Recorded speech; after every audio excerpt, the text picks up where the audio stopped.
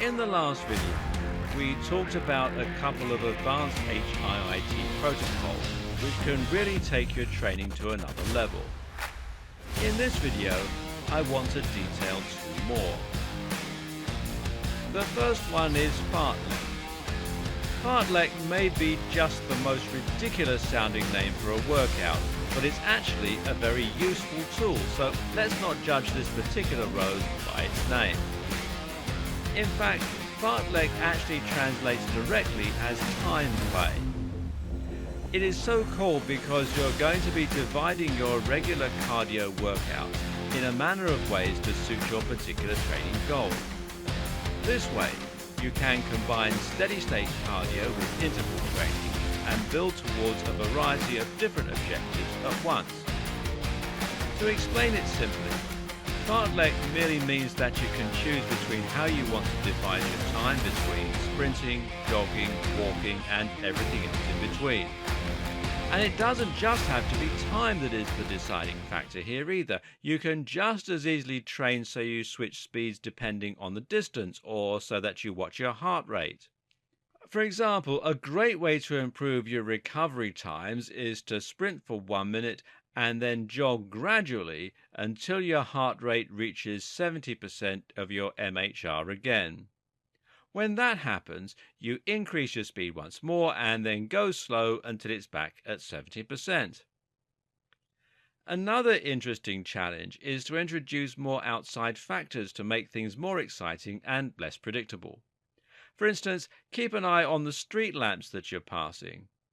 Each time you go past one, change your speed until the next one.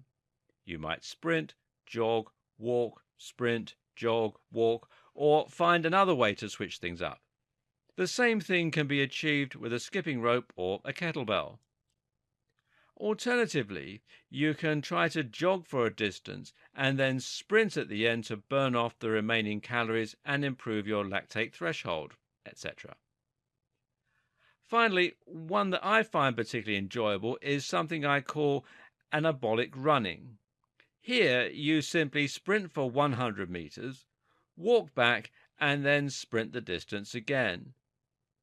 This also has the advantage of letting you perform a very intensive cardio workout without needing to travel a long distance, because you don't always have the luxury of being near a beautiful scenic park, and sometimes you need to stay close to home.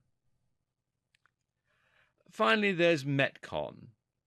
Metcon is a portmanteau for the words metabolic and conditioning. As this might suggest, Metcon is a form of workout designed specifically with the goal of helping you to strengthen your metabolism in order to improve your energy efficiency, resting metabolic rate, and generally your ability to turn food into usable energy.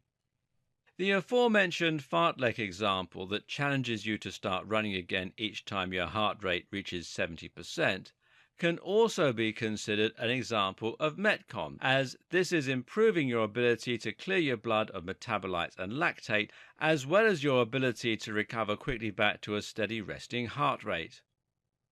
This is a good example of Metcon as well as a form of zone training.